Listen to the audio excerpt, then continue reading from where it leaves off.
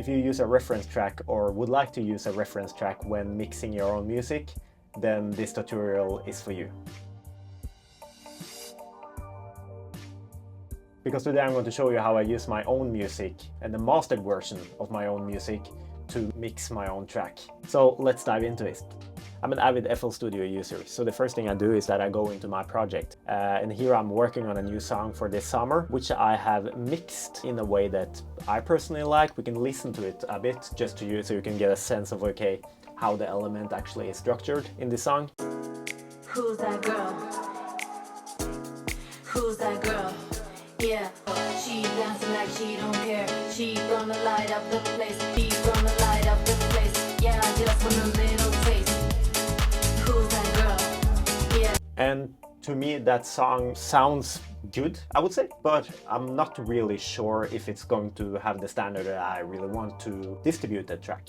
So the first thing I'm doing in that regard is that I'm exporting it as a WAV file, adding it to my download, see is Who's That Girl, and then I'm calling it V1 Unmastered. Now we're going to go into Masterchannel, where I'm going to test master it as a first step into using my own master as a reference track when mixing my own song. Go into downloads, finding my song, and then I'm going to upload my song into Masterchannel and have it mastered for me so I can use it as a reference track when mixing my music going forward. So as we can see, Masterchannel goes through all the different steps that is required when mastering a song. But what is important here is that even though we master it and it goes through all those steps, we can still change it afterwards in our own DAW and then re-upload it free of charge. That's how we designed the Masterchannel service. We have the final mastered songs. You can see that you can listen to it before and after. It's going to play it after. Who's that girl? Who's that girl? Who's that girl? She gonna light up the place. What's important here is that you should always listen to the different elements that you might be a bit unsure about. It can be like the bass too loud or too low. Is the hi-hat or the snare too distinct for my taste? This is more about taste than actual, I would say, technical, that the technical criteria should be met, which is important. So more subjective than objective in this part. Who's that girl? She dancing like she don't care. The place. Yeah, who's that girl? She dancing like she don't care. Okay, so what I hear from the first listen is that I personally believe that the bass is a bit too high. So in the mix, when we go back to the DAW afterwards, I'm going to lower that. And I also hear that, okay, the hi-hat is a bit too sharp in the top. Small equalizer on that one. But let's keep on listening. Who's that girl? Yeah, just want a little taste. This is more of like a taste thing, but the clap could also have a bit more reverb. It is a bit kind of shallow or narrow as of now, in lots of other words. Yeah, who's that girl? She dancing like she... So after listening to the song, I hear three different things that we're going to change in the mix. So the next step is to jump back into FL Studio. Now we're back in FL. First thing that we're going to do is that we are going to lower the bass. And as I have a peak on the bass, I need to do it using Fruity Balance. That's usually how I do it. There are plenty of other ways to do it, but yeah, you'll find your own way. Light up the place. Yeah, just want a little taste. Sounds a bit better. The second thing was that we wanted to take the hi-hat and turn it a bit down in the top. So what I'm going to do is that I'm going to just take this high here and Up the place. Yeah, just want a little taste. Who's that girl? Yeah, who's that girl? I'm going to take another one. Light up the place. Yeah, just want that girl. Yeah, who's that girl?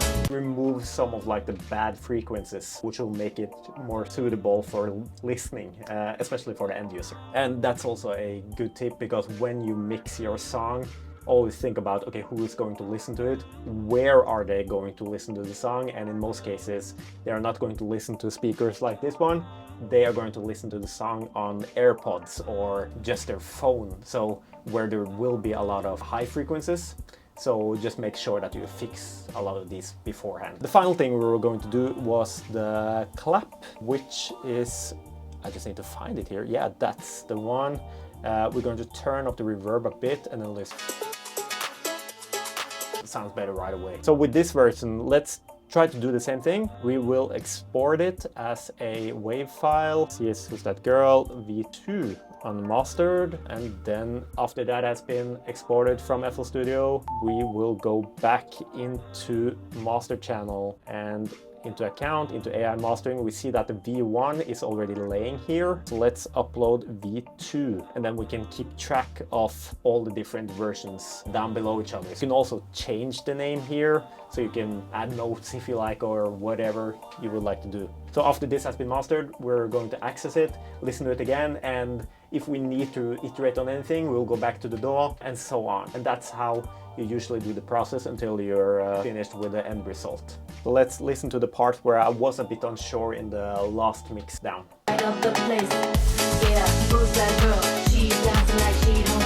Bass is still high, but it's more so like it doesn't kill the kick, which I felt like it did in the last session. If you listen to the hat in this version,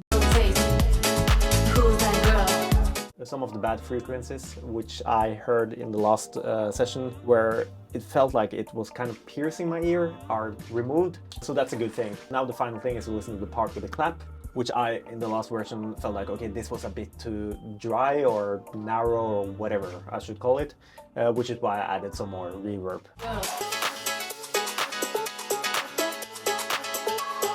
In my opinion, this sounds better overall. Also the full song, so I would say, okay, as I'm a DJ, I would try to play it out loud, just see, okay, what's the response from people. And if it's good enough, then yeah, I will release it. Masterchannel will ensure that the song checks off all the technical criteria that are needed to be released, so that is fully fixed for you. And an important aspect is that you actually release your music, because otherwise you will never grow as an artist, and the best feedback you can get is from people listening to your song and giving you feedback. So I hope this tutorial helps on how to use your own mastered file as a reference mix when mixing your own music, and as always, happy mastering!